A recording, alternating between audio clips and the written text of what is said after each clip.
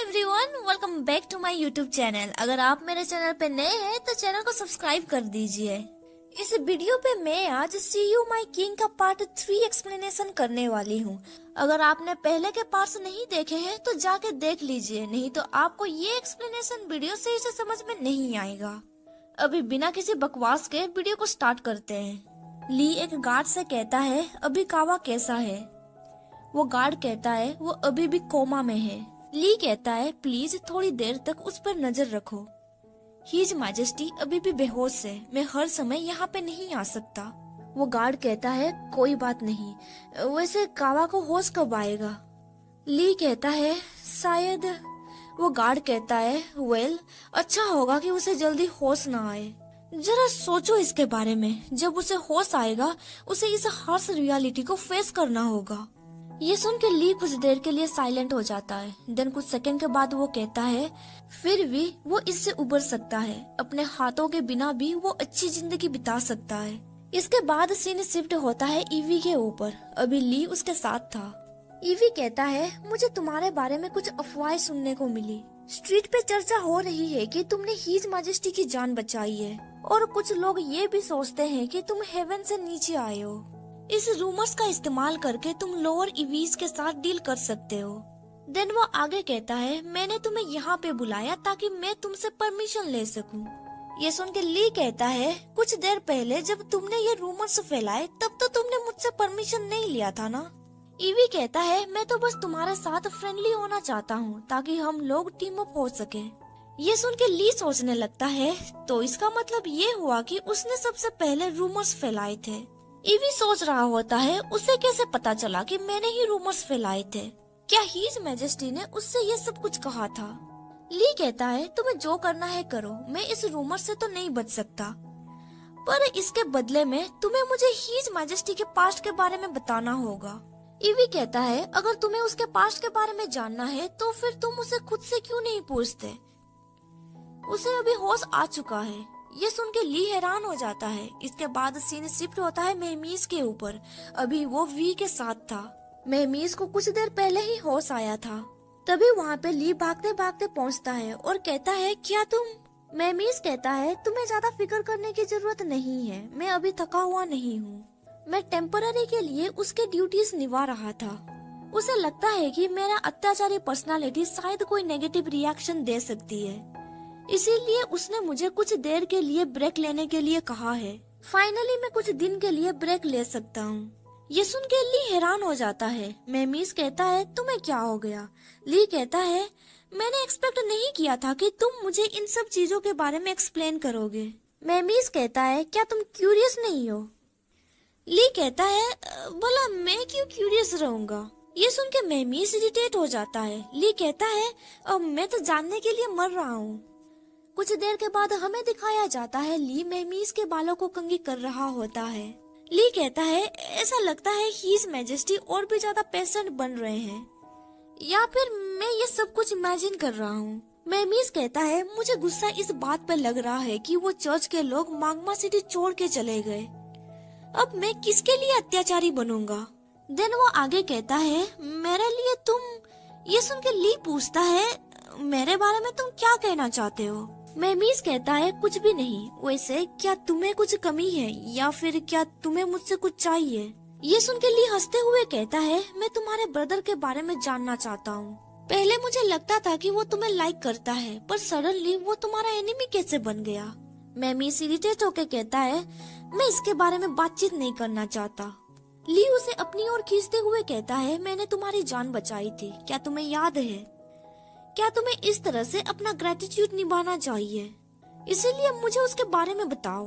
मेहमीज उसे बताने लगता है, सटर पहले ऐसा बिल्कुल भी नहीं था। ये कहानी फॉर्मर किंग के साथ स्टार्ट होती है, जो कि मेरे फादर थे। उसने अपने ही अंकल की हत्या करके राजगद्दी छीन ली थी। उसे एक धोखेबाज और हार्टलेस पर्सन के रूप में जाना जाता था। बेसिकली देखा जाए तो वो रूल करना चाहता था और अपने ब्लड लाइन से आने वाले सभी एनिमी को वो हटाना चाहता था। फर्स्ट प्रिंस को छोड़ के ओल्ड किंग दूसरे बेटे को ज्यादा महत्व देता था, पर अनएक्सपेक्टेडली वो मर गया। इसीलिए फर्स्ट प्रिंस को सक्सेसर बनाया गया। शायद ये इसीलिए हुआ क्योंकि वो अपने पिता का पसंदीदा नहीं था, बल्कि वो टेम्पररी के लिए किसी को चाहते थे। फर्स्ट प्रिंस बहुत सतर्क था। उसे अपनी ताजपोशी की अवधि को बहुत मजबूत से थामे रखा था। उसे डर था कि कोई उससे ये छीन ना ले। उन्होंने किसी भी संभावित खतरे को खत्म करने का फैसला किया। उसने 2 डिकेड्स तक अपने भाइयों और बहनों को फंसाया और मार डाला।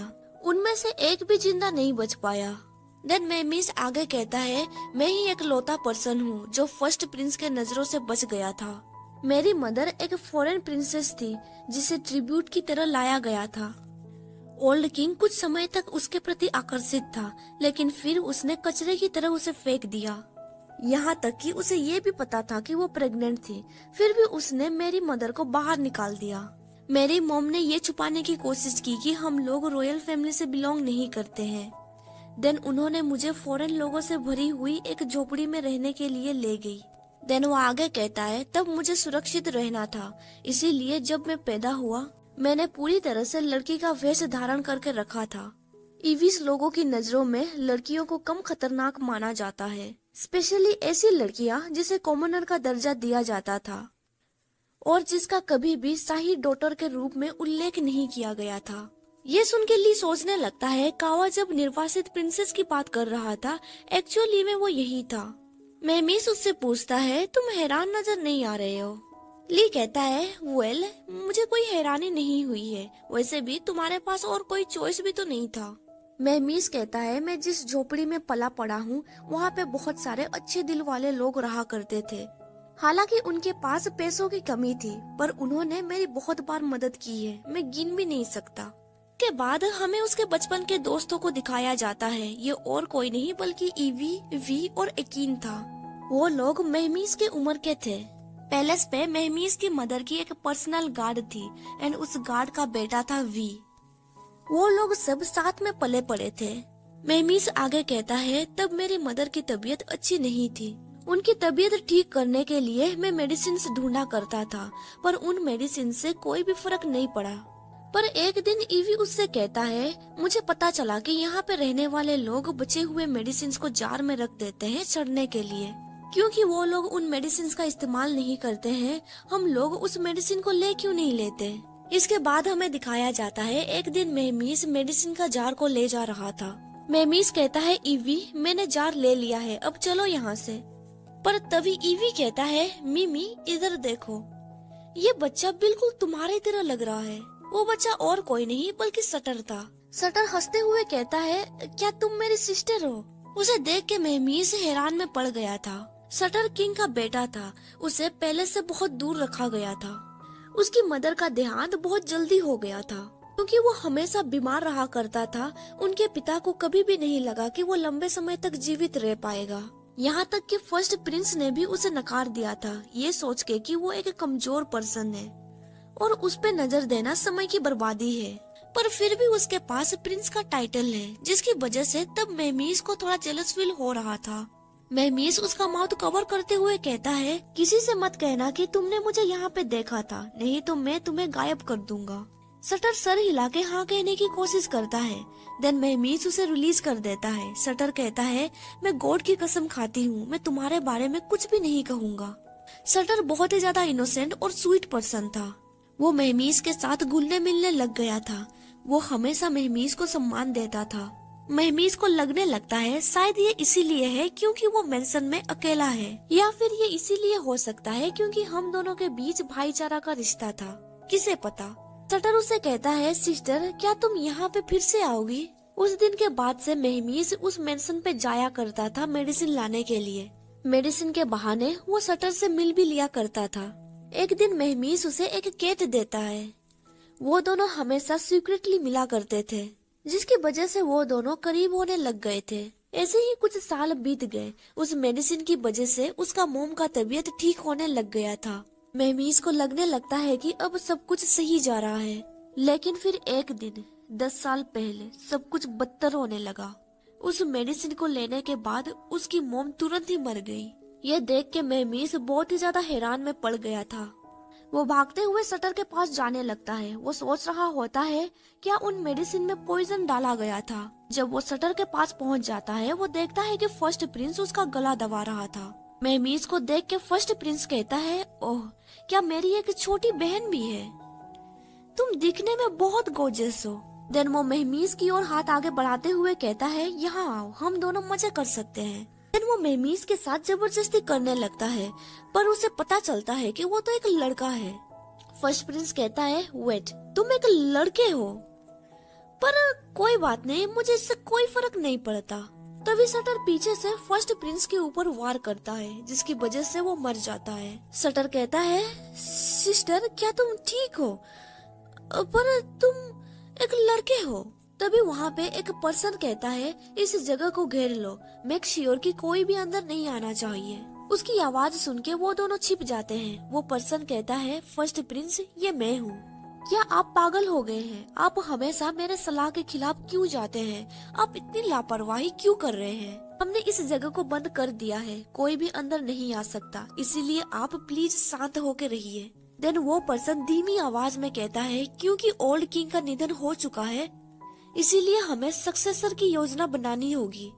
आप प्लीज मेरे साथ चलिए। फर्स्ट प्रिंस कोई भी रिप्लाई नहीं दे रहा होता है, इसीलिए वो रूम के अंदर देखता है। वो देखता है कि वो नीचे पड़ा हुआ था। इधर शटर और मेहमीज चुपके से सब कुछ देख रहे होते हैं। वो पर्सन कहता है, मैंने तुम्हें देख लिया, अब तुम बाहर आओ।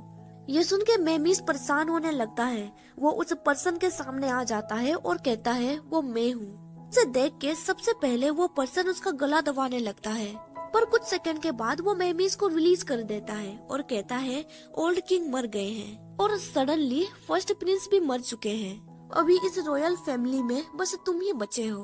देन वो पर्सन आगे कहता है, शटर, मेरी बात सुनो, अब से तुम इवीज के नए किंग बनने वाले हो। क्या तुम्हें याद है, एक महामारी के दौरान खाने में पॉइजन के वजह से सारे रॉयल फैमिली मर गए थे। आज जो कुछ भी हुआ उसे सीक्रेट रखना ही बेहतर है, लेकिन ये मत भूलना कि तुम्हें किंग बनाने का मौका कौन दे रहा है। तुम्हें ग्रेटफुल रहना होगा। देन वो पर्सन वहाँ से जाते हुए कहता है, खुद को तैयार करो, क्योंकि कोऑर्डिनेशन सेरेमनी 3 दिन के बाद होने वाला है, हमें नीचा मत दिखाना। उसके जाने के बाद मेहमीज चैन की सांस लेता है। शटर कहता है, क्या तुमने सुना उसने क्या कहा? उसने कहा कि शटर न्यू किंग बनेगा। मुझे ये सब कुछ अजीब लग रहा है। ऐसा लग रहा है वो किसी भी पल किंग को मार सकता है। मेहमीज कहता है, मैं तुम्हारे लिए किंग बनूंगा। शटर कहता है, ब्रदर, मुझे नहीं लगता तुम्हें ये डिसीजन लेना चाहिए। मेहमीज कहता है, तुमने कभी भी अपना चेहरा आउटसाइडर को नहीं दिखाया है और हम दोनों मिलते जुलते हैं, इसीलिए वो लोग मुझे पहचान नहीं पाएंगे। मेहमीज सोच रहा होता है, मुझे मेरे मदर की डेथ के बारे में जानना है। मैं उन्हें सबक सिखाना चाहता हूँ, मुझे पावर की जरूरत है। देन वो शटर को गले लगाते हुए कहता है, शटर, तुम्हें सारे लोगों से छिपके रहना होगा। इसके बाद हमें 6 महीने बाद का सीन दिखाया जाता है। अभी मेहमीज किंग बन चुका था। वो नोटिस करता है कि बी यहाँ पे आया हुआ है, इसीलिए वो चुपके से बी से मिलता है। वी कहता है, ओल्ड मेंशन पे शटर के साथ कुछ हो रहा है। ये सुन के मेहमीज हैरान हो जाता है और वो तुरंत शटर के पास जाता है उससे मिलने के लिए। इसके बाद हमें शटर को दिखाया जाता है। वो कहता है, ब्रदर, बहुत दिनों के बाद आप मुझसे मिलने के लिए आए हैं। मेहमीज कहता है, तुम्हारे बालों को क्या हुआ? शटर कहता है, धीरे धीरे मैं तुमसे अलग दिखने लगा हूँ। मेहमीज कहता है, शटर, मुझे माफ कर दो। देन मेहमीज उसका हाथ पकड़ते हुए कहता है, चर्च के लोग हमेशा मेरे आसपास रहते हैं, इसीलिए मैं तुमसे सीक्रेटली मिलने के लिए भी नहीं आ पा रहा हूँ। पर तुम्हें क्या हो गया? तुम्हारा तबीयत और भी ज्यादा खराब लग रहा है। शटर कहता है, मैं फिर से बीमार पड़ गया था, पर मैं अभी बेटर फील कर रहा हूँ। देन मेहमीज मेड से कहता है, ये सब कब हुआ? तुमने कौन सा मेडिसिन यूज किया? क्या तुम्हें और मेडिसिन की जरूरत है? वो मेड घबराते हुए कहती है, वो मेडिसिन। तभी शटर कहता है, हमारे पास बहुत सारे मेडिसिन हैं। देन वो हंसते हुए कहता है, ब्रदर, यहाँ पे सब कुछ ठीक है, आपको यहाँ की फिक्र करने की जरूरत नहीं है। ये सुन के मेहमीज कहता है, क्या ऐसी बात है? तभी मेहमीज वहाँ पे कुछ स्टेचू को देखता है। मेहमीज कहता है, शटर, पिछले 5 सालों से मैं अपनी मोम की डेथ के बारे में सीक्रेटली इन्वेस्टिगेट कर रहा हूँ और मुझे ये जानने को मिला कि इन सब के पीछे चर्च का हाथ है। फर्स्ट प्रिंस ने अपने ही भाइयों और बहनों की हत्या की और उसका पावर को छीन लिया गया। इसके पीछे का मास्टरमाइंड चर्च ही है। हमारे सामने वो लोग संत बनने की कोशिश कर रहे हैं, पर वो लोग बिल्कुल भी अच्छे नहीं हैं। इसीलिए तुम इस भगवान की पूजा क्यों कर रहे हो? सटर कहता है, ब्रदर, चर्च के लोग गॉड की बराबरी नहीं कर सकते। मैं गॉड पे भरोसा करता हूँ। मैं हमेशा होप करता रहता हूँ कि गॉड तुम्हें हेल्दी एंड प्रॉस्परस बना के रखे। मेमीज कहता है, मैं गॉड पे भरोसा नहीं करता हूँ एंड तुम्हें भी ये नहीं करना चाहिए। तुम्हें इन सब को बाहर फेंक देना चाहिए। सटर कहता है, पर ब्रदर, मैं उन पे भरोसा करता हूँ।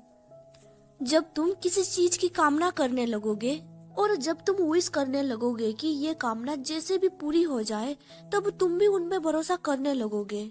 ये सुन के मेमीज बहुत ही ज्यादा इरिटेट हो जाता है। वो कहता है, तब मैं अपने ऊपर भरोसा करूंगा। वो वहाँ से जाते हुए कहता है, नेक्स्ट टाइम मुझे ये नहीं दिखने चाहिए। अभी तुम ठीक हो, इसीलिए मैं यहाँ से जा रहा हूँ। ये कह के वो वहाँ से चला जाता है।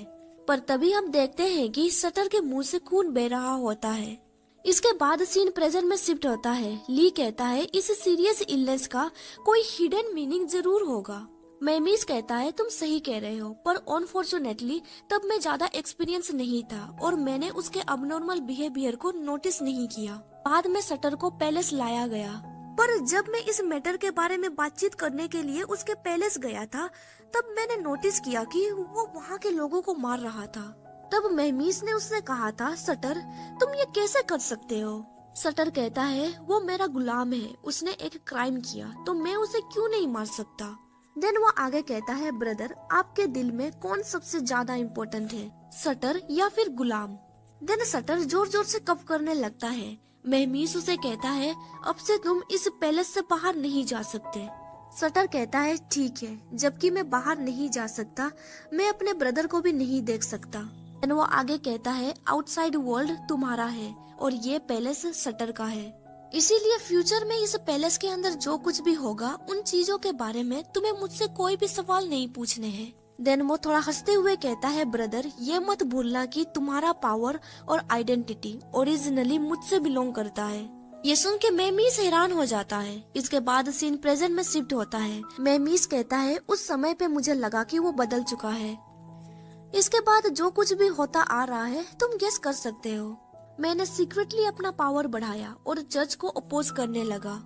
सटर गॉड पे भरोसा करता है, इसीलिए वो मुझे हमेशा जज को जाने देने के लिए कहता रहता था। शायद उसे पहले ही रियलाइज हो गया था कि हम दोनों एक जैसे सोच नहीं रख रहे हैं। मुझे लगता है कि वो अपना लक आजमा रहा है। उसे उम्मीद है कि वो मुझे सही रास्ते पे ले सकता है, जिस रास्ते को वो सही समझ रहा है। इस बार मैंने पूरी ताकत लगा दी थी।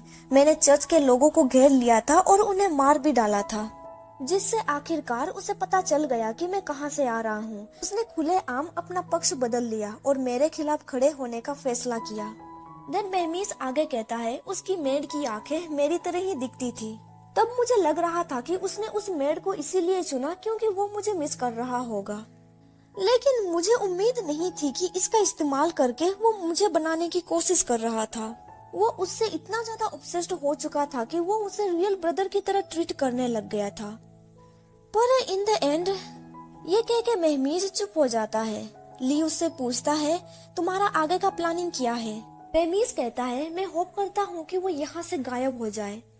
मैं चाहता हूँ कि वो मुझसे बहुत दूर रहे।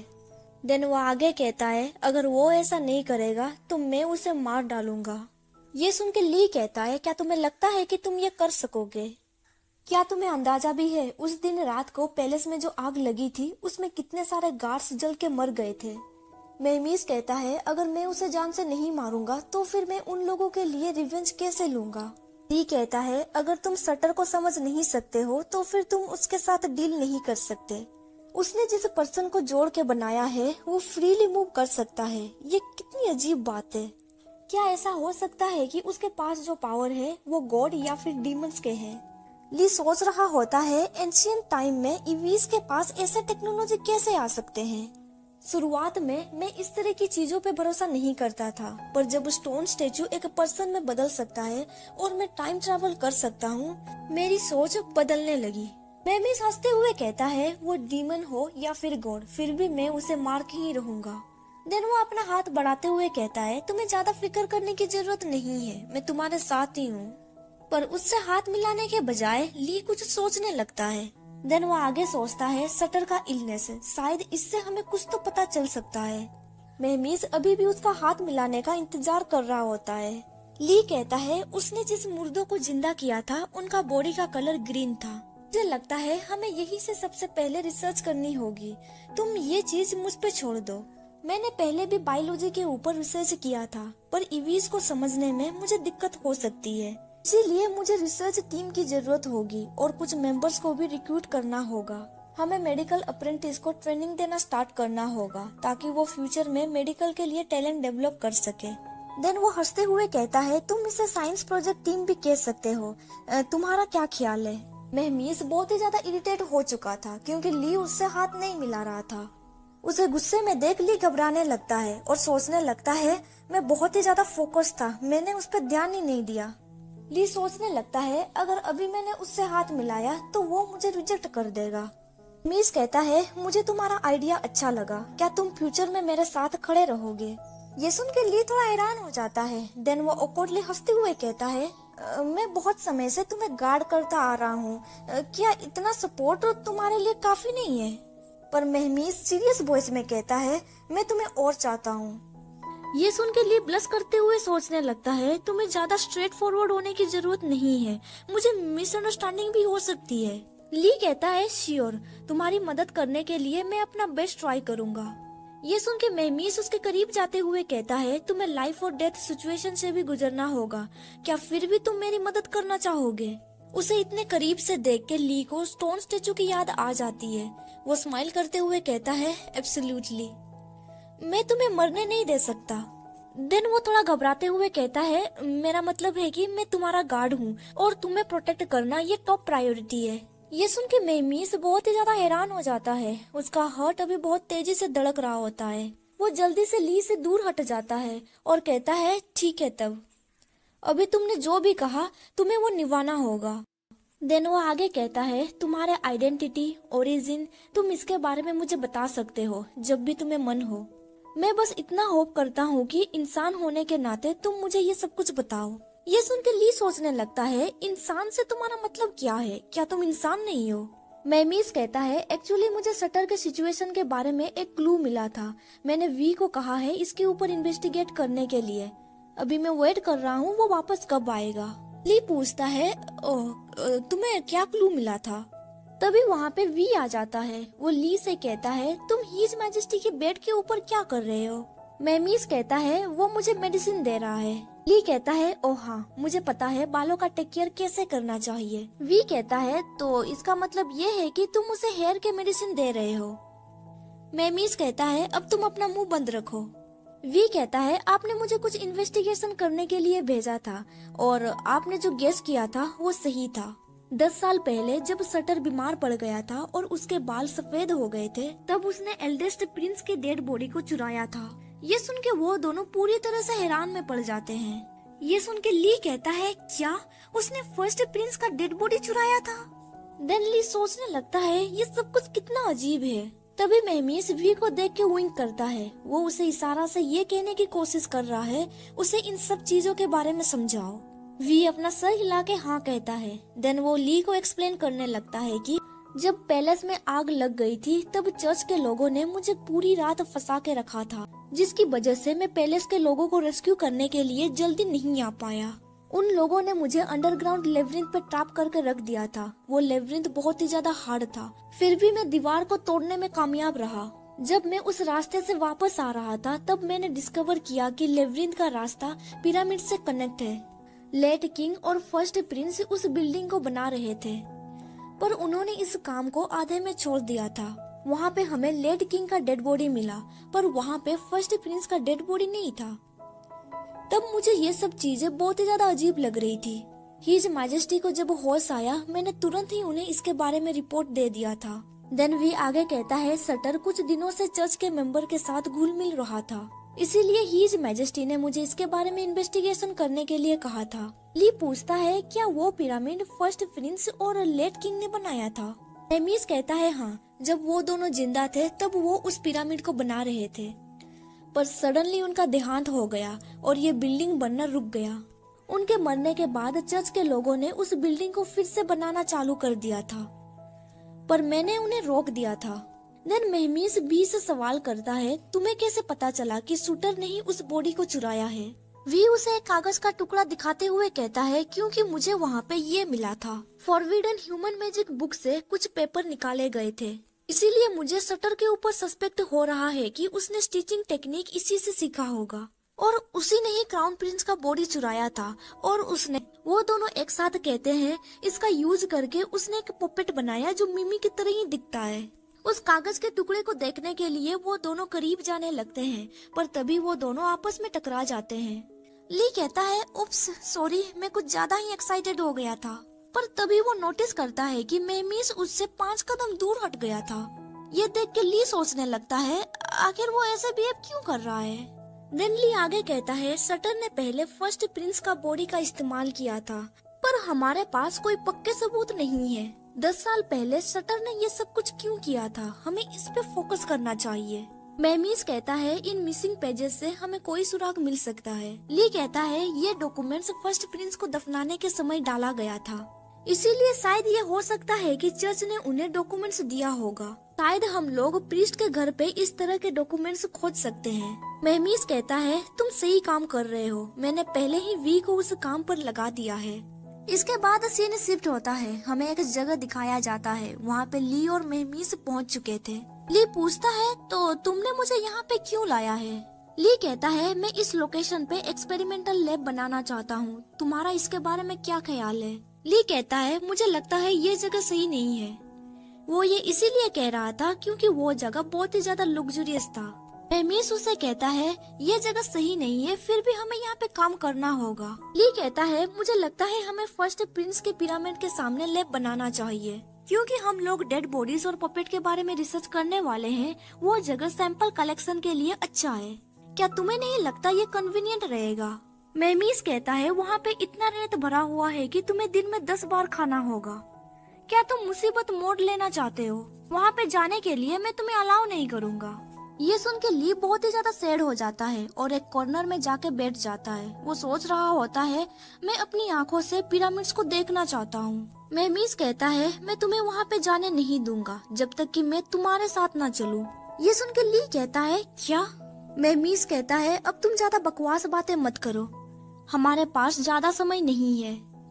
मैं 3 दिन के अंदर यहाँ पे कुछ लोगों को रिक्रूट करूँगा और तुम अब से यहीं पे रहने वाले हो। तभी वहाँ पे एक सर्वेंट सामान लेके पहुँच जाता है। मेहमीस कहता है, बाय द वे, मैंने कुछ लोगों को तुम्हारा सामान शिफ्ट करने के लिए भी कह दिया है। ये सुन के ली कहता है, क्या? जरा रुको, मेरे परमिशन के बिना तुम ये कैसे कर सकते हो? देन ली एक सर्वेंट को कहता है, यहाँ पे बहुत कीमती सामान है, तुम्हें रेकलेसली इन्हें मूव नहीं करना चाहिए। मेहमीस कहता है, तुम्हें ज्यादा फिक्र करने की जरूरत नहीं है, तुम्हारे उन स्ट्रेंज चीजों को छुआ नहीं गया है, ये सामान मैंने तुम्हारे लिए मंगवाया है। ये सुनकर ली कहता है, क्या मेरे लिए? कुछ देर के बाद हमें दिखाया जाता है वहाँ पे बहुत सारे बॉक्सेस जमा हो गए थे। ली कहता है, क्या मुझे इतने सारे सामान की जरूरत है? मेहमीस कहता है, अगर लोग तुम्हारे अजीबोगरीब सामान देखेंगे तो शायद वो सोचने लगेंगे मैं तुम्हें कचरे की तरह ट्रीट करता हूँ और ये मेरे लिए शर्मनाक होगी। तुम इसे मेरी तरफ से रिवार्ड समझ सकते हो। तभी वहाँ पे एक सर्वेंट आकर कहता है, योर मैजेस्टी, ये ली के पुराने कपड़े हैं, क्या मैं इन्हें यहाँ पे रख दूँ? मेहमीस कहता है, इन्हें फेंक दो। ये कह के वो बॉक्स को फेंकने ही वाला था, पर तभी ली उसे रोक लेता है। इसकी वजह से उसका सारा सामान वहाँ पे बिखर जाता है। उसका अंडरपैंट्स उस सर्वेंट के मुंह के ऊपर गिरता है। देख के ली तुरंत उसके पास जाता है और उसके फेस को वाइप करते हुए कहता है, मुझे माफ कर दो। पर मेहमीस सोच रहा होता है उसने सबसे पहले उसकी मदद की। देन मेहमीस सोचने लगता है वो उसका कितना केयर कर रहा है। उन दोनों को साथ में देख के वो इरिटेट होने लगता है। मेहमीस उस पर्सन के साथ अपने हाइट को मेजर करने लगता है। वो देखता है कि वो पर्सन उससे 1 सेंटीमीटर लंबा है। मेहमीस सोचने लगता है क्या उसे लंबे लड़के पसंद है। तभी मेहमीस कहता है, आउच। ये सुन के ली को लगने लगता है कि उसके हाथों में दर्द हो रहा होगा। ली तुरंत उसके पास जाता है और उससे पूछता है, क्या तुम्हें दर्द हो रहा है? मुझे देखने दो। देन ली उसका हाथ टच करते हुए कहता है, तुम्हें कहाँ पे दर्द हो रहा है? उसे अपने इतने करीब देख के मेहमीस हैरान हो जाता है। वो तुरंत उसे दूर पुश कर देता है, पर जब उसे महसूस होता है कि ली गिरने वाला है, वो तुरंत ली को पकड़ लेता है। पर पता नहीं अचानक से क्या हो जाता है, वो अपना हाथ विड्रॉ कर लेता है और ली जमीन पे गिर जाता है। इन सब चीजों से ली बहुत ही ज्यादा शौक में पड़ गया था। मेहमीस कहता है, मुझे माफ कर देना, मुझसे दूर रहना। ये सुन के ली कोई भी रिप्लाई नहीं देता है। वो मेहमीस का हाथ अचानक से पकड़ लेता है। मेहमीस घबराते हुए अपना हाथ तुरंत विड्रॉ कर लेता है। तभी ली को याद आता है उसके साथ ये पहले भी हुआ था। उसे ऐसा लगने लगता है कि वो हमेशा दूसरों के टच को रजिस्ट करता है। देन उसे ये भी याद आता है कि इमू ने एक बार कहा था उसके कोई फैमिली मेंबर्स नहीं है। देन वो आगे सोचने लगता है शायद ये सब कुछ उसी रीजन की वजह से हो रहा है जब फर्स्ट प्रिंस ने उसके साथ जबरदस्ती करने की कोशिश की थी। ली आगे सोचता है इसी रीजन की वजह से वो लोगों से हमेशा दूर रहा करता है। ली को लगता है उसे PTSD हुआ है, यानी कि पोस्ट ट्रॉमेटिक स्ट्रेस डिसऑर्डर। कुछ देर के बाद हमें दिखाया जाता है ली एक कमरे के अंदर एक्सपेरिमेंट कर रहा होता है। ली मेहमीस से कहता है, क्या तुम मुझे कुछ देर के लिए अकेला छोड़ सकते हो? मैं डिस्ट्रैक्टेड फील कर रहा हूँ। मेहमीस कहता है, नहीं, तुम अपना काम करो, मुझे ये देखने में मजा आ रहा है। ली कहता है, क्या तुम मुझे वो कप दे सकते हो? मेहमीस कहता है, क्या तुम्हें ये कप चाहिए? देन मेहमीस उस कप को ली को देता है, पर गलती से ली उसके हाथों को टच कर लेता है। इसके लिए वो उससे माफी भी मांगता है, पर मेहमीस अचानक से खड़ा हो जाता है। मेहमीस को परेशान देख के ली सोचने लगता है वो अभी भी इन सब चीजों से स्ट्रगल कर रहा है। ली सोचने लगता है साइकोलॉजिकली उसे 3 तरीकों से ठीक किया जा सकता है। पहला तरीका है आई मूवमेंट डिसेंसिटाइजेशन। बेसिकली देखा जाए तो इस ट्रीटमेंट में उसे हिप्नोसिस से गुजरना होगा। हिप्नोसिस के बाद ली जो भी कहेगा मेहमीस को वो करना होगा। ली इस तरीके को अपनाना नहीं चाहता है क्योंकि वो दोनों अभी भी एक दूसरे को ट्रस्ट नहीं कर रहे थे। ली सोचने लगता है अच्छा होगा कि मैं सीक्रेटली उसे ट्रीट करूं। ली उसे कहता है, योर मैजेस्टी, क्या तुम यहाँ पे पूरे दिन मेरे साथ रहने वाले हो? मेहमीस कहता है, मैं तुम्हारे ऊपर नजर रख रहा हूँ। मेरे सारे लोग अभी काम में बिजी है, इसीलिए मुझे यहाँ पे रहना पड़ रहा है। तुम्हारा टास्क बहुत ही ज्यादा अर्जेंट है, इसीलिए तुम्हें जल्दी से रिजल्ट निकालना होगा। ली कहता है, योर मैजेस्टी, हम जल्दबाजी में काम नहीं कर सकते। तुम्हारे इंजुरीज अभी तक हील नहीं हुए हैं। अच्छा होगा कि तुम बाहर जाके धूप खाओ। मेहमीस कहता है, क्या तुम मुझे यहाँ से भगाने की कोशिश कर रहे हो? ली हंसते हुए कहता है, नहीं, मेरा काम आज खत्म हो चुका है, हम दोनों साथ में बाहर चल सकते हैं। ली सोच रहा होता है साइकोलॉजिकल बीमारी को ठीक करने का दूसरा तरीका है ग्रुप साइकोथेरेपी। इस ट्रीटमेंट के दौरान पेशेंट अपने स्टोरी के बारे में दूसरे पर्सन को बताता है जो इस दौर से गुजर चुका है, जिसकी वजह से वो दोनों एक दूसरे को समझने लगेंगे और उनके अंदर कॉन्फिडेंस आएगा। कुछ देर के बाद हमें दिखाया जाता है वो दोनों मार्केट में टहल रहे थे। मेहमीस कहता है, यहाँ पे बहुत धूप हो रहा है, तुम मुझे यहाँ पे लेके क्यों आए हो? क्या हम लोग यहाँ पे बस घूमने के लिए आए हैं? तभी ली किसी को इशारा देता है। इसके बाद हमें दिखाया जाता है एक लड़का एक लड़की को छेड़ रहा होता है। ली उनकी तरफ उंगली दिखाते हुए कहता है, हिज मैजेस्टी, जरा उधर देखिए, वो लड़का उस लड़की को छेड़ रहा है। देन ली मेहमीस को पुश करते हुए कहता है, तुम्हारे बाजू में बहुत ताकत है, तुम उस लड़के को सबक सिखा सकते हो। तभी मेहमीस कहता है, जरा रुको, मुझे वो दोनों गार्ड्स कुछ फेमिलियर लग रहे हैं। ये सुन के ली हैरान हो जाता है और वो दोनों गार्ड्स घबराने लगते हैं। ली कहता है, क्या सच में तुम्हारी आंखें काफी तेज है? ली सोच रहा होता है मेरा प्लान फेल हो गया। प्लान फेल होने की वजह से वो दोनों गार्ड्स चुपके से वहाँ से निकलने लगते हैं। मेहमीस कहता है, तुम्हारे मन में क्या चल रहा है, तुम मुझे बता भी सकते हो। ली कहता है, मैंने कुछ भी नहीं किया है, मुझे लगता है गार्ड्स तुम्हारे लिए सेलिब्रेट करना चाहते हैं क्योंकि तुम अभी सेफ हो।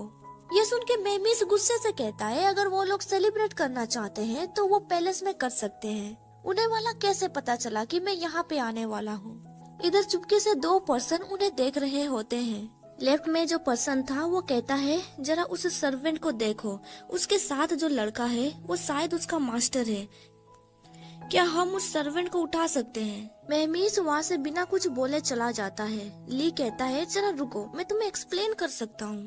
तभी एक पर्सन ली को पीछे से पकड़ लेता है।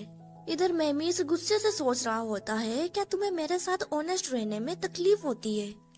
आखिर तुम मेरे साथ करना क्या चाहते थे?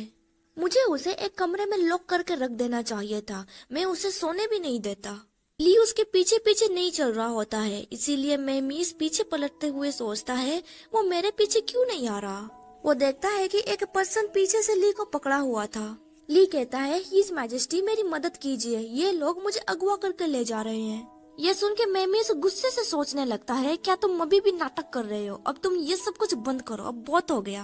देन मेहमीस गुस्से से वहाँ से जाने लगता है। ली कहता है रुको, मुझे इस तरह से छोड़ के मत जाओ, ये मजाक नहीं है। जिस पर्सन ने ली को पकड़ा हुआ था वो कहता है ऐसा लगता है मास्टर तुम्हारे बारे में बिल्कुल भी केयर नहीं करते हैं, अब उन्हें तुम्हारी जरूरत नहीं है। दूसरा पर्सन गुस्से से उसका शर्ट पकड़ते हुए कहता है तुम बहुत ही ज्यादा जिद्दी हो, तुम्हें बेचने से पहले मैं तुम्हें मारना पसंद करूंगा। उसकी हरकतें देख के ली को बहुत ही ज्यादा गुस्सा आ रहा होता है। तभी मेहमीस उस पर्सन को जोर का मुक्का मारता है। देन वो ली को अपने करीब खींचते हुए कहता है तुम्हारी हिम्मत कैसे हुई मेरे आदमी को टच करने का। ये सुन के ली बहुत ही ज्यादा हैरान हो जाता है। देन वो मेहमीस के करीब जाते हुए कहता है तुम्हारा थैंक यू। मेहमीस उसे थोड़ा दूर हटाते हुए कहता है अब तुम्हें ज्यादा नाटक करने की जरूरत नहीं है। ली कहता है नहीं नहीं, ये सब कुछ रियल है, मैं एक पर्सन को हैंडल कर सकता हूँ पर दो पर्सन मेरे लिए कुछ ज्यादा हो जाएंगे। लकीली तुम मुझे बचाने के लिए आए।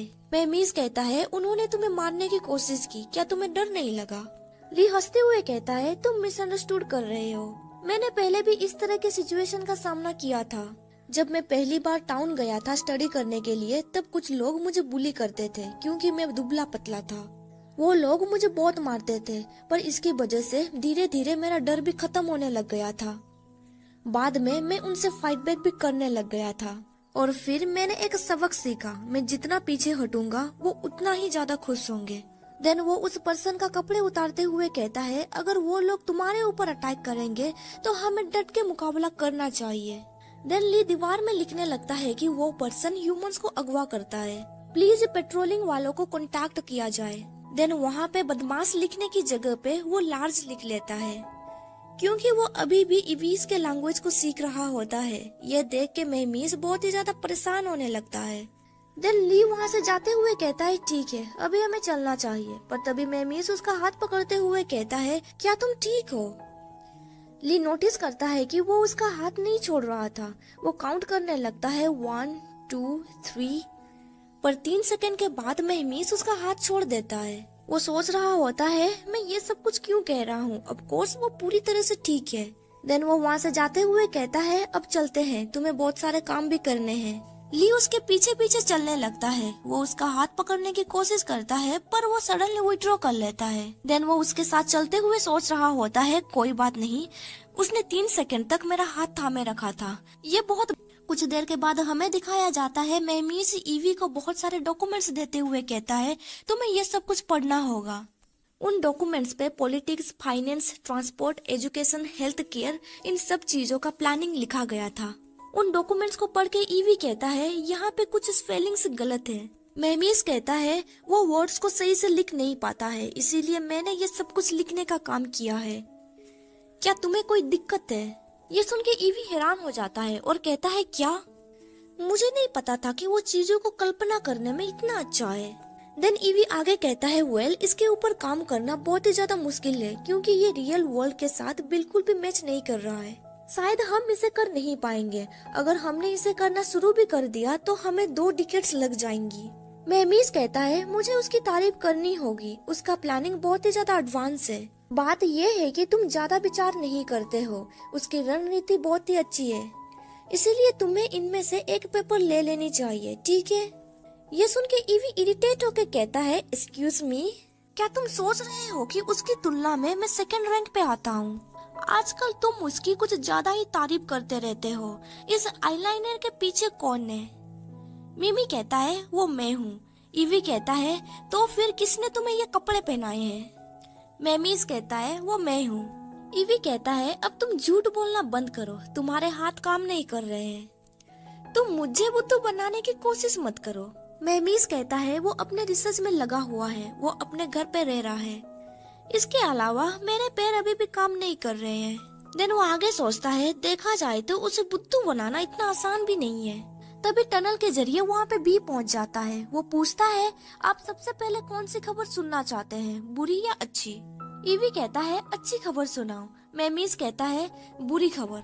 वी कहता है, अच्छी खबर ये है कि उन डॉक्यूमेंट्स के गुम हुए हिस्से को खोजने में हम कामयाब हो गए, जिन्हें शूटर चुरा के भाग गया था।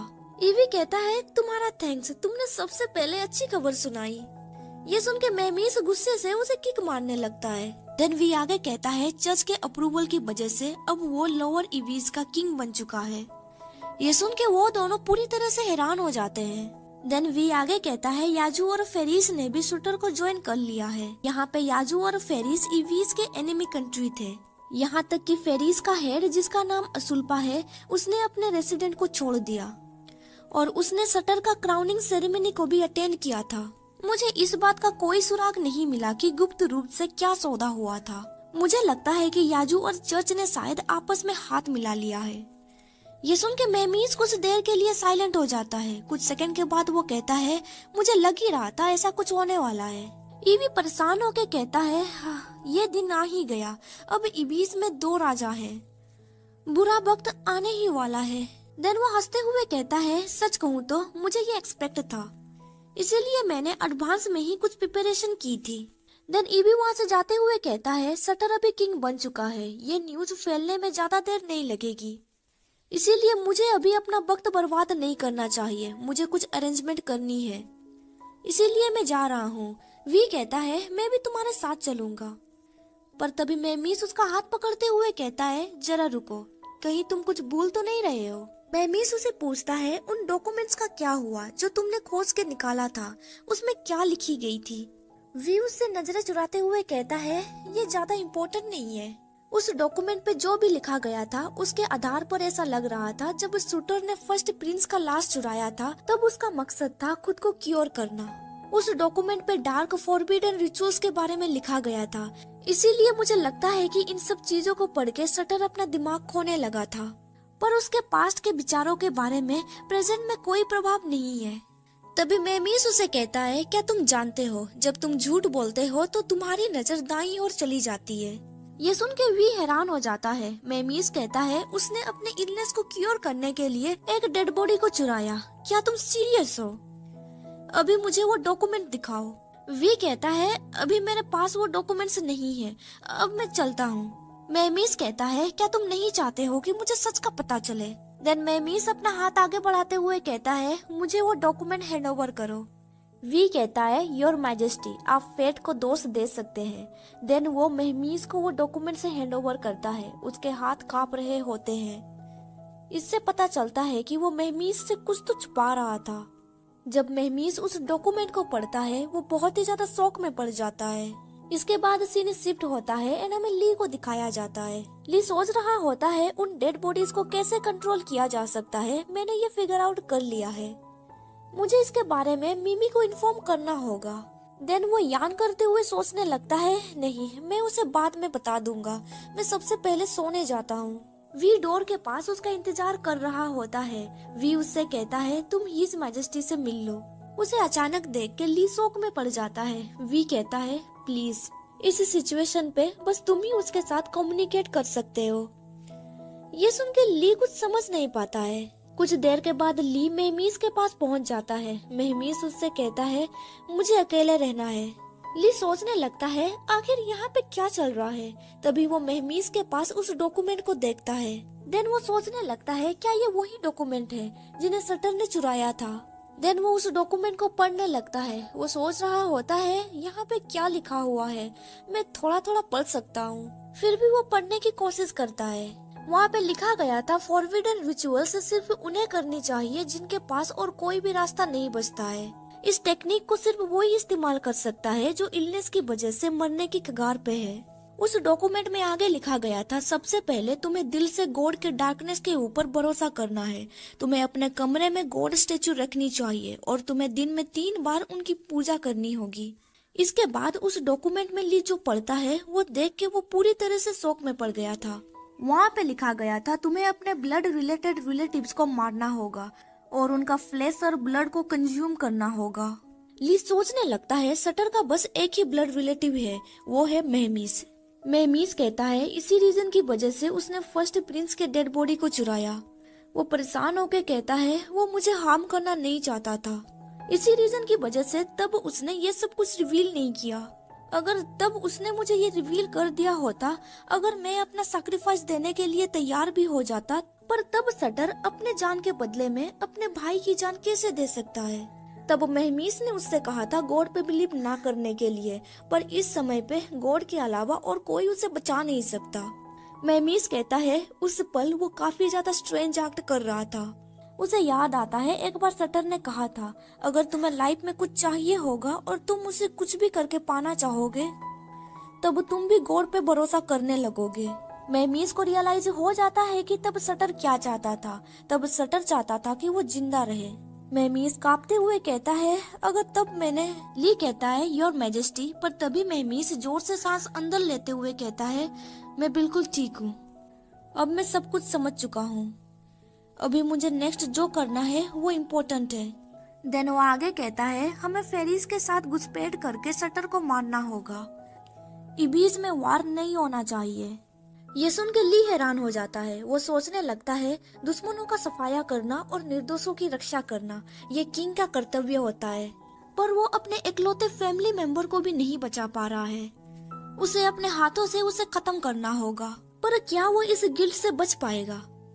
ये गिल्ट उसे जहरीली कांटों की तरह चुभने लगेगी और उसे ये तकलीफ हमेशा झेलनी होगी। ये सब कुछ सोच के लिए गुस्सा करने लगता है। वो उसे कहता है इसके बाद क्या होगा, क्या तुम इस गिल्ट के साथ हमेशा रहना चाहते हो? देन वो मेहमीस के कंधे पे हाथ रखते हुए कहता है मेहमीस मेरी बात ध्यान से सुनो। एट द बिगिनिंग उसके पास रीजंस थी ये सब कुछ करने का, पर इन द एंड किसी ने भी उसे फोर्स नहीं किया था गार्ड्स को मारने के लिए। किसी ने भी उसे फोर्स नहीं किया था लोगों के हाथ पैर काट के उस पपेट को बनाने के लिए, और किसी ने भी उसे फोर्स नहीं किया है कि डैगर की मदद से वो उस पर्सन के ऊपर हमला करे जिसे वो सबसे ज्यादा चेरिश करता है। इसके लिए तुम्हें हेवन, अर्थ या किसी को भी ब्लेम करने की जरूरत नहीं है। ये सब कुछ उसका चॉइस था। देन ली आगे कहता है तुम वही पर्सन हो जिसे प्रोटेक्ट करने के लिए मैं अपना लाइफ सैक्रिफाइस करने के लिए भी तैयार हूँ। तुम इस दुनिया के सबसे बेस्ट पर्सन हो। उस सेल्फिश पर्सन के लिए तुम्हें खुद को ब्लेम करने की जरूरत नहीं है। ये सुन के मेहमीस की आंखें खुल जाती है। इसके बाद हमें एक फ्लैशबैक दिखाया जाता है। शटर कफ करते हुए कह रहा होता है ब्रदर मुझे लगता है मैं मरने वाला हूँ, मुझे बहुत ही ज्यादा डर लग रहा है। ब्रदर ये मेडिसिन काम क्यों नहीं कर रही है? क्या ये सब कुछ फर्स्ट प्रिंस की वजह से हो रहा है? देन वो आगे सोचने लगता है इसकी वजह फर्स्ट प्रिंस ही है। उसने हमारे सारे सिबलिंग्स को मार डाला, अब वो मुझे भी नहीं छोड़ेगा। मैं श्योर हूँ उसी ने ही मुझे पॉइजन दिया है, अब मैं क्या करूँगा? देन वो रोते हुए सोचने लगता है उसके पास जरूर कोई एंटीडोट होगा। एंटीडोट को ढूंढने के लिए वो उसके कब्र के पास जाता है। वहाँ पे उसे वो डॉक्यूमेंट मिल जाता है जहाँ पे लिखा गया था कि जो लोग डेथ के करीब है वो लोग कैसे बच सकते हैं। पर उस डॉक्यूमेंट में जो सोल्यूशन लिखा गया था उसे पढ़ के वो शौक में पड़ जाता है। उस डॉक्यूमेंट में लिखा गया था कि उसे अपने ब्लड रिलेटिव्स की जरूरत है और उसका ब्लड रिलेटिव सिर्फ उसका ब्रदर है। वो डॉक्यूमेंट को दूर फेंकते हुए कहता है नहीं मैं ये नहीं कर सकता, पर वो मरना भी नहीं चाहता था। वो बहुत ही ज्यादा हताश हो गया था, पर जब उसने फर्स्ट प्रिंस का डेड बॉडी को देखा वो स्माइल करने लगा। तभी अचानक से शटर का नींद अचानक से टूट जाता है। उसके पास मेहमीस की तरह दिखने वाला पपेट भी था। शटर सोच रहा होता है मैंने फिर से उस दिन वाली रात को याद किया। देन वो पपेट को टच करते हुए कहता है मैं सही रास्ते पर चलूंगा, मेरा ब्रदर हमेशा मेरे साथ रहेगा, मैं तुम्हें परफेक्ट बनाऊंगा।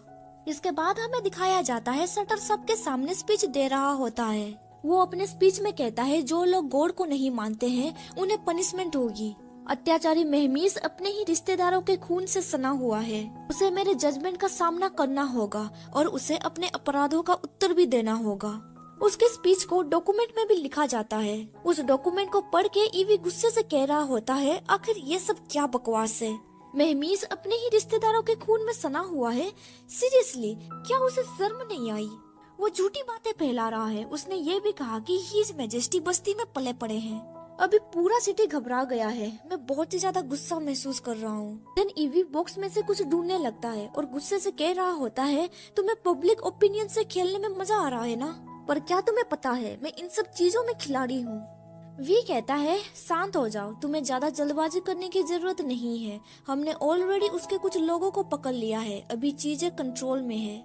देन वो आगे कहता है मैं अंडरकवर एजेंट्स को संभाल लूंगा, पर ग्रांड परफॉर्मेंस के लिए मैं तुम पे निर्भर कर रहा हूँ। ये सुन के ली कहता है ठीक है, पर क्या तुम इस छोटे आउटफिट को हटा नहीं सकते? तभी ईवी उसे उंगली दिखाते हुए कहता है गॉड ने तुम्हें यहाँ पे भेजा है, आज तुम एक बड़ी एंट्री करने वाले हो और पूरी तरह से ईवी इस भीड़ पर हावी होने जा रहे हो। देन ईवी उसका चिन्ह ऊपर उठाते हुए कहता है अभी तुम्हें इस लास्ट ज्वेलरी को पहनना होगा, पर ली कहता है नहीं, मुझे इयररिंग्स पसंद नहीं। तभी उसे याद आता है एक बार स्टोन स्टेचू ने उसे इयररिंग्स पहनाए थे, पर उसने वो इयररिंग्स फेंक दिए थे। अभी प्रेजेंट में मेहमीस ईवी के हाथों से इयररिंग्स लेते हुए कहता है तुम्हें ये पहनने होंगे। मेहमीस अपने हाथों से उसे इयररिंग्स पहनाता है, इसके लिए ली उसे थैंक यू कहता है। मेहमीस हंसते हुए कहता है तुम्हें ये परफेक्टली सूट कर रहे हैं। देन मेहमीस उसका हाथ पकड़ के स्टेज पे ले जाता है। आज बहुत सारे लोग वहाँ पे आए हुए थे। वहाँ पे ईवी चिल्लाते हुए कहता है हीज मैजेस्टी को प्रोटेक्ट करो, ईवीज को प्रोटेक्ट करो। देन वो आगे चिल्लाते हुए कहता है हेस्टर किंग का भाई है, उसके ऊपर हत्यारा और यहाँ से भाग जाने का आरोप है, वो बर्बारियन अपराधियों के साथ मिल चुका है, अभी प्रेजेंट में वो फेरिस का किंग बन चुका है। गॉड ने अपने चुने हुए को हमारे कंट्री भेज दिया है, उनका गुस्सा भड़क उठा है। हीज मैजेस्टी ने गॉड की बातों पे ध्यान दिया है, उन्होंने झूठे गॉड को बाहर निकाल दिया है। शूटर ने हीज मैजेस्टी मेहमीस के ऊपर आरोप लगाया है कि वो एक अत्याचारी है और उसने राजगद्दी को हड़प लिया है। उसने इविल गॉड का समर्थन किया, उन गॉड की हमें जरूरत नहीं है। देन वो आगे कहता है हीज मैजेस्टी गॉड के एक सच्चे भक्त है। देन वो सर्वेंट को इशारा देता है स्टेचू के ऊपर से पर्दा हटाने के लिए। वो स्टेचू गॉड का था, ईवी उसका नाम हरमानुबीस कहता है। उसकी बातें सुन के ईवीज के लोग आपस में फुसफुसाने लगते हैं। कुछ देर के बाद वो लोग चिल्लाते हुए हरमानुबीस गॉड का नाम चिल्लाने लगते हैं। ये नाम सुन के मेहमीस को थोड़ा अनकंफर्टेबल लग रहा होता है, उसे परेशान देख के ली मन में हंस रहा होता है। इसके बाद हमें 3 दिनों पहले का सीन दिखाया जाता है। मेहमीस चिल्लाते हुए कह रहा होता है मैं भगवान पे भरोसा नहीं करता हूँ। देन मेहमीस गुस्से से वहाँ से जाने लगता है। ईवी उसे रोकते हुए कहता है भले ही तुम भगवान पे भरोसा नहीं करते हो, पर यहाँ पे सब लोग उस पर भरोसा करते हैं। जरा मेरी बात सुनो, मांगा के सारे लोग तुम्हारे ऊपर डिपेंड है। ऐसे ही वो बहुत सारी बातें करके वो मेहमीस को मना लेता है। देन वो आगे कहता है मुझे लगता है हमें अपने गॉड का नाम अमोरा रखना चाहिए, पर मेहमीस को वो नाम बिल्कुल भी पसंद नहीं आता है। तभी ली कहता है हरमानुबीस के नाम के बारे में तुम्हारा क्या ख्याल है? मैंने तुम्हारा ओरिजिनल नाम हरमीस को अनुबीस के साथ जोड़ दिया। इस नाम से तुम्हारा शरीर, सपने और आशाएं जुड़ी हुई है। ये नया गॉड तुम्हारे लिए बनाया गया है। उसकी एक्सप्लेनेशन सुन के मेहमीस को अच्छा महसूस होता है। मेहमीस कहता है तुम्हें मेरे नाम के बारे में? ली हंसते हुए कहता है हाँ, मुझे तुम्हारे बारे में 2-3 बातें पता है। मेहमीस उससे ग्लास लेते हुए कहता है ये अच्छी बात है जेंगली। ये सुन के ली परेशान होने लगता है और सोचता है उसे मेरा पूरा नाम कैसे पता चला। इसके बाद सीन प्रेजेंट में शिफ्ट होता है। ईवी चिल्लाते हुए कहता है अभी हीज मैजेस्टी सबके ऊपर ब्लेसिंग्स बरसाने जा रहे हैं। इसके बाद हमें दिखाया जाता है मेहमीस और ली एक फेदर की मदद से सारे लोगों के ऊपर होली वाटर छिड़कने लगते हैं। उस भीड़ में हमें 2 पर्सन को दिखाया जाता है। वी धीरे से कहता है हीज मैजेस्टी बाई और मत देखिए, जासूस वहाँ पे छिपके बैठे हुए हैं। मेहमीस कहता है मैं समझ गया, प्लान के हिसाब से सब कुछ करो। देन मेहमीस ली को विंक करता है। ली कहता है मैं तैयार हूँ। देन मेहमीस सबके सामने उसे जोर का चाटा मारता है। ये देख के वहाँ पे मौजूद लोग हैरान हो जाते हैं। मेहमीस कहता है क्या तुमने जानबूझ के इस फेदर को मेरे आर्म में टच किया?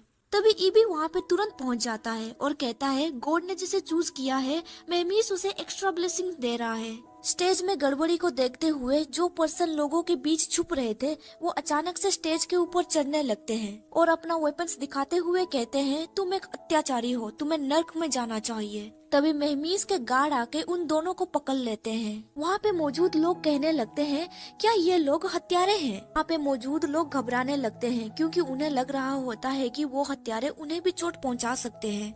ईवी चिल्लाते हुए कहता है किसी को भी डरने की जरूरत नहीं है, इन हत्यारे को पकड़ लिया गया है। उस ढोंगी राजा ने हीज मैजेस्टी को मारने के लिए लोग भेजे थे।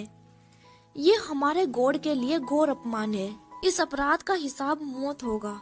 इस इंसिडेंट के बाद हमारे किंग मेहमीस सबके सामने ये अनाउंसमेंट करना चाहते हैं कि पर तभी जिस पर्सन को गार्ड्स ने पकड़ा था वो चिल्लाते हुए कहता है जो भी मांगा किंग के होलीनेस को उल्लंघन करेगा या फिर उसके निवासियों को नुकसान पहुंचाएगा, उसे कोई सजा नहीं मिलेगी, ना तो हमारे गॉड से और ना ही हिज मैजेस्टी के हाथों से। तभी मेहमीस अपने गार्ड से कहता है उसे यहाँ से बाहर निकालो और उसे थोड़ा समझाओ। तभी एक पर्सन कहता है तुम बिल्कुल सही कह रहे हो, वो ढोंगी किंग जो हंगामा मचा रहा है और हमारे किंग को मारने की कोशिश कर रहा है, वो बस हमेशा गड़बड़ी मचाता रहता है। मेहमीस उन लोगों की बातें गौर से सुन रहा होता है। दूसरा पर्सन कहता है उन गॉड से भी ज्यादा हमारे किंग हमारा बहुत ख्याल रखता है, हमें उस धोखेबाज के ऊपर ध्यान नहीं देना चाहिए, हमें किंग का सपोर्ट करना चाहिए। देन इवीस के लोग मेहमीस और हरमानुबीस का नाम जोर जोर से पुकारने लगते हैं। ये सुन के मेहमीस खुश नजर आता है। इसके बाद सीन शिफ्ट होता है। हमें दिखाया जाता है कि उस पर्सन को बहुत ही ज्यादा मारा पीटा जा रहा था। वी उस पर्सन को कहता है अब नाटक करना बंद करो, मुझे पता है कि तुम पूरी तरह से होश में हो, तुम अभी भी चुप हो ना। पर वो पर्सन कुछ भी नहीं कहता है। ये देख के वी वहाँ से चला जाता है। उसके जाने के बाद वो पर्सन अपनी आंखें खोलता है। जब वो अपनी आंखें खोलता है वो अपने सामने एक स्नेक को पाता है। देन कोई उस पर्सन को आजाद कर देता है। ये और कोई नहीं बल्कि ली था। ली उस पर्सन की भागने में मदद करता है। वो पर्सन सोच रहा होता है वो मेरी मदद क्यों कर रहा है, वो तो अत्याचारी किंग के लिए काम करता है ना, आखिर ये सब कुछ क्या चल रहा है। कुछ दूर चलने के बाद वो लोग अपने सामने एक गार्ड को खड़ा हुआ पाते हैं। देन वो पर्सन सोचने लगता है वो ली को बंदी बना के यहाँ से आसानी से भाग सकता है, पर तभी ली चुपके से उस गार्ड को मार डालता है। ये देख के वो पर्सन पूरी तरह से हैरान हो गया था। ली कहता है मुझे तिरछी नजरों से मत देखो, मैंने तुम्हें बचाया है, इसीलिए तुम ये मानो कि मैं अपना प्लान चला रहा हूँ। वो पर्सन पूछता है तुम क्या चाहते हो। ली कहता है मुझे अपने घर वापस ले चलो, मैं इस गंदगी में एक सेकंड भी नहीं रुक सकता, सिर्फ चर्च मुझे सुरक्षित आश्रय दे सकता है। वो पर्सन कहता है पर रुको, तुम तो वही चुने हुए पर्सन हो ना। ली कहता है ये बकवास मत करो, क्या तुमने नहीं देखा उस अत्याचारी ने मुझे खुलेआम सबके सामने थप्पड़ मारा। देन वो अपने कपड़े उतारते हुए कहता है मैं उस अत्याचारी से आजाद होना चाहता हूँ। देन वो अपना बैग उस पर्सन को दिखाता है। उसके बैग में बहुत ही ज्यादा चोट लगी हुई थी। ली कहता है अगर मैं यहाँ से नहीं भागूंगा तो मैं अभी या बाद में उसके हाथों से मर ही जाऊँ। इसके बाद हमें 3 दिन पहले का सीन दिखाया जाता है। मेहमीस कह रहा होता है जनता को शांत करने के लिए नए गॉड की स्थापना करना ये कारगर है, लेकिन इसमें और भी बहुत कुछ है। इवीस को शांत बनाए रखने के लिए हमें जल्द ही शटर को मार देना चाहिए। ये सुन के ईवी और भी उसे घूरने लगते हैं। मेहमीस कहता है तुम्हें मुझे इस तरह से घूरने की जरूरत नहीं है। देन वो आगे कहता है मैं पहले ही एक बार अपना निशाना चूक चुका हूँ, मैं इस बार उसे बेकाबू होकर दौड़ने नहीं दे सकता। उसका ब्रदर और किंग होने के नाते ये मेरा ड्यूटी है। ये सुन के भी कहता है तो फिर ठीक है, ये पूरी तरह से घुसपैठ और सफाया मिशन हमेशा की तरह चलेगा। मेहमीस कहता है मैं स्वयं ये काम संभालूंगा, वी ताकतवर रहेगा, ईवी डिप्लॉइंग का चार्ज रहेगा और यकीन हमें सपोर्ट देगा। और जहाँ तक स्पेसिफिक अरेंजमेंट की बात है, तभी ली कहता है मुझे ये करने दो। ये सुन के वो चारों ली को घूरने लगते हैं। ली कहता है अगर भी शटर को मारने में कामयाब हो जाता है तो हम अपने लक्ष्य तक नहीं पहुंच पाएंगे। बात ये है कि शटर को मारने के बाद चर्च के लोगों को बहाना मिल जाएगा वार शुरू करने का, ताकि वो लोग अत्याचारी किंग को मार सके। उनकी नजरों में मैं डिवाइन मैसेंजर हूँ जिसे गॉड ने यहाँ पे भेजा है। अगर मैं खुलेआम शटर को मार डालूंगा तो इस दुनिया को पता चल जाएगा कि शटर को गॉड ने बाहर निकाल दिया है। एंड देन इस पॉइंट पे चर्च ये नहीं कह सकता है कि वो गॉड के लिए काम कर रहा है। देन मेहमीस चिल्लाते हुए कहता है आखिर तुम क्या कह रहे हो, तुम एक यूजलेस पर्सन हो, तुम ये नहीं कर सकते। पर बी और ई भी सोच रहे थे नहीं, वो बहुत ही ज्यादा कैपेबल है। ली बाकी लोगों से पूछता है तुम लोगों का इसके बारे में क्या ख्याल है, हम वोट कर सकते हैं। मेहमीस इसके लिए साफ मना कर देता है। यकीन कहता है मैं वोट देना नहीं चाहता हूँ, मैं तुम लोगों की तरह तेज नहीं हूँ। पर वी इसके लिए मान जाता है। वो कहता है मुझे बस उसकी सुरक्षा को लेके चिंता है, इसीलिए मैं ये सुनिश्चित करने के लिए उसके साथ चल रहा हूँ ताकि वो एक ही जगह पर रहे। ये सुन के ईवी सोचने लगता है ये अजीब बात है, वी किसी और को ये बड़ा काम सौंप रहा है, ऐसा लगता है उसे ली पे पूरा भरोसा है। ये सुन के मेहमीस उसे गुस्से से घूरने लगता है। देन ईवी भी इसके लिए मान जाता है। उन दोनों का हाथ सुन के मेहमीस उन दोनों को गुस्से से देखने लगता है। ईवी कहता है मैं तुम्हारे साथ कोई पंगा लेना नहीं चाहता हूँ, पर ली ने जो भी कहा वो सेंस बना रही है। वोटिंग सुनने के बाद ली कहता है एक ने वोटिंग नहीं दिया, एक ने मुझे मना किया, पर 2 लोगों ने मुझे सपोर्ट किया, तो डिसीजन हो चुका है। देन ली हंसते हुए मेहमीस से कहता है योर मैजेस्टी, मुझे तुमसे कुछ पूछना था। ये सुन के मेहमीस कुछ समझ नहीं पाता है। कुछ देर के बाद हमें दिखाया जाता है ली अपना बैग दिखाते हुए कहता है तुम्हें ये करना होगा। ली चाह रहा होता है कि मेहमीस उसे चाबुक से मारे, पर मेहमीस कहता है ये कोई स्मार्ट मूव नहीं है। ली कहता है क्या, पर तुम्हें ये करना होगा ना, ये हमारे प्लान का इम्पोर्टेंट हिस्सा है। मेहमीस कहता है अभी तक हमारा प्लान शुरू भी नहीं हुआ है, मैं तुम्हें हर्ट कैसे कर सकता हूँ। तभी ली उसका हाथ पकड़ते हुए कहता है तुम्हें ये करना होगा ताकि मुझे गहरा घाव लगे, पर मेहमीस कहता है तुम्हारा स्किन बहुत गोरा है, चोट की वजह से तुम अगली दिखने लगोगे। देन वो ब्लश करने लगता है। कुछ सेकंड के बाद वो कहता है क्या तुम सीरियसली उस खतरनाक सिटी फेरिस में जाने की विचार कर रहे हो। ली कहता है मैं भी इस ग्रुप का एक पार्ट हूँ ना, अच्छा होगा कि मैं वहाँ पे जाऊँ ताकि ईवीज में फिर से वार ना हो। मेहमीस कहता है तुम बस मेरे एक गार्ड हो, अच्छा होगा कि तुम मेरे करीब ही रहो। ली कहता है मैं प्रॉमिस करता हूँ मैं अपना बेस्ट दूंगा तुम्हारे सपने को पूरा करने के लिए, और सच कहूँ तो मुझे शटर से कुछ बात करनी है। ये सुन के मेहमीस कहता है तुम्हारी बातें सुन के मुझे अब लग रहा है कि मुझे वहाँ पे जाना चाहिए और मुझे ही शटर को खत्म करना चाहिए। ली कहता है नहीं योर मैजेस्टी, आपको इस कैपिटल में ही रहना होगा। देन वो आगे कहता है तुम्हें ज्यादा परेशान होने की जरूरत नहीं है, वी मुझे सेफ रखेगा, और सबको लगता है कि गॉड ने मुझे चुना है, इसीलिए कोई मुझ पे हाथ भी नहीं उठा सकता। अगर मैं किसी मुसीबत में पड़ जाऊंगा तो मुझे पता है शटर के पपेट से कैसे निपटना है। अगर मैं मरने वाला रहूंगा तो मैं सबसे पहले तुम्हारे पास। तभी मेहमीस उसका मुंह बंद कर देता है और उससे कहता है तुम्हें मेरे पास जिंदा आना होगा। सेकंड के बाद मेहमीस अपना हाथ हटाने लगता है, उसके हाथ कांप रहे थे। ली उससे प्रॉमिस करता है कि वो जरूर आएगा। इसके बाद सीन प्रेजेंट में शिफ्ट होता है। मेहमीस ने उसे चाबुक नहीं मारा था, बल्कि ली ने कपिंग का सहारा लिया था और बाद में उसने ईवी को कहा था खरोच लगाने के लिए। ली उस पर्सन से कहता है उस अत्याचारी ने मुझे एक कमरे में बंद कर दिया और उसने मुझे बहुत टॉर्चर किया, मुझे उसके पकड़ से बचने का कोई रास्ता खोजना है। मेरी उम्मीद अब चर्च पे है।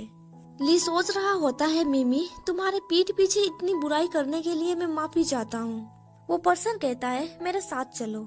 इसके बाद हमें दिखाया जाता है ली एक बेंच के ऊपर बैठा हुआ था। वो सोच रहा होता है क्या ये उनकी छिपने की जगह है। इधर दरवाजे के पीछे वो पर्सन किसी और से बातचीत कर रहा होता है। वो उस पर्सन को ली के बारे में सब कुछ बता रहा था। बातचीत खत्म होने के बाद वो प्रीस्ट ली से कहता है तुम्हें एक्सेप्ट किया जाएगा या फिर नहीं, ये घर पे ही डिसाइड होगा। ये डिसीजन पेरेंट्स लेंगे, पर इस जर्नी के दौरान तुम्हें एक पल भी हमारे निगरानों से दूर नहीं जाना है। ली कहता है ऑफ कोर्स, पर इस जगह को छोड़ने से पहले मैं किसी से मिलना चाहता हूँ। इसके बाद हमें दिखाया जाता है ली कावा से मिलने के लिए गया था। वो कावा से कहता है 1 महीने गुजर चुके हैं और तुम बेड में पड़े पड़े बोर हो गए होगे। मैंने तुम्हारे लिए एक चीज बनाई है, तुम इस हाथों से इसका इस्तेमाल कर सकते हो। अगर यहाँ पे कोई स्किलफुल आर्चर है तो वो तुम ही हो ना। देन वो आगे कहता है कावा मैं जा रहा हूँ, मैं होप करता हूँ कि फ्यूचर में हम दोनों फिर से मिलेंगे। तब हम दोनों सिटी वॉल या फिर किसी और जगह पे साथ में ग्रिल्ड मीट एंड बियर पी सकते हैं। उस समय मैं तुम्हें एक गिफ्ट दूंगा। ये कह के ली वहाँ से जाने लगता है, पर तभी कावा कुछ बड़बड़ाने लगता है। कावा कहता है अगर तुम्हें मौका मिलेगा क्या तुम मेरे लिए उससे पूछताछ कर सकते हो। मैं जानना चाहता हूँ क्या उसे अभी भी उस बच्चे के बारे में याद है जिसकी मदद उसने पहले की थी। पर ली बिना कुछ बोले वहाँ से निकल जाता है। एंट्रेंस गेट के पास वो दोनों पर्सन उसका इंतजार कर रहे थे। एक पर्सन पूछता है क्या तुम मुझसे मिल आए। ली कहता है हाँ, अब चलो यहाँ से। पर तभी एक लंबे सफेद बाल वाला लड़का ली का क्लोथ पकड़ता है। उसे देख के वो दोनों पर्सन उसे मारने पीटने लगते हैं। एक पर्सन उसके ऊपर चाकू रखते हुए कहता है तुमने हमें देख लिया, इसीलिए हम तुम्हें हमेशा के लिए शांत कर देंगे। पर तभी ली उसे रोक लेता है। देन वो उस पर्सन को हक करते हुए कहता है मुझे लगा कि उस अत्याचारी ने तुम्हें मार दिया है, पर फाइनली मैंने तुम्हें ढूंढ लिया। ये सुन के वो पर्सन कहता है ये कौन है। ली कहता है इसने मेरी बहुत बार मदद की है। जब मैं पहली बार इबीज आया था ये जगह मेरे लिए अनजान थी, पर उस अत्याचारी ने मेरे लाइफ को बहुत ही ज्यादा डिफिकल्ट बना दिया था। मेरे बदन पे हमेशा चोट लगी रहती थी और मुझे यहाँ पे सही से खाना भी नहीं मिलता था। तब इस भटके हुए आदमी ने मेरी देखभाल की थी। वो मेरे लिए कम्प्लीटली एक स्ट्रेंजर था। ये सुन के वो पर्सन कहता है तो फिर मुझे इस पर्सन के बारे में क्यों नहीं पता। ली कहता है यहाँ तक कि उस अत्याचारी को हम दोनों के रिलेशनशिप के बारे में नहीं पता है, तो इसके बारे में तुम्हें वाला कैसे पता होगा। अब मैं इस जगह को छोड़ के जाना चाहता हूँ, इसीलिए मैं इस पर्सन को छोड़ना नहीं चाहता। मैं इस पर्सन को अपने साथ लेना चाहता हूँ। वो पर्सन कहता है नहीं, तुम ऐसा नहीं कर सकते। ली कहता है मैं इसे यहाँ पे नहीं छोड़ सकता। अगर उस अत्याचारी को इसके बारे में पता चल गया तो क्या होगा। अगर उसने इस पर्सन को लेके मुझे धमकाने की कोशिश की तो मैं कुछ कर भी नहीं पाऊंगा। फ्यूचर में कुछ भी हो सकता है। वैसे भी शायद मैं तुम्हारे पेरेंट्स के लिए इम्पोर्टेंट हो सकता हूँ। ये सुन के वो दोनों कुछ देर के लिए साइलेंट हो जाते हैं। देन एक पर्सन कहता है ठीक है, पर उसके हाथों में भी बेड़ियां बांधनी होगी।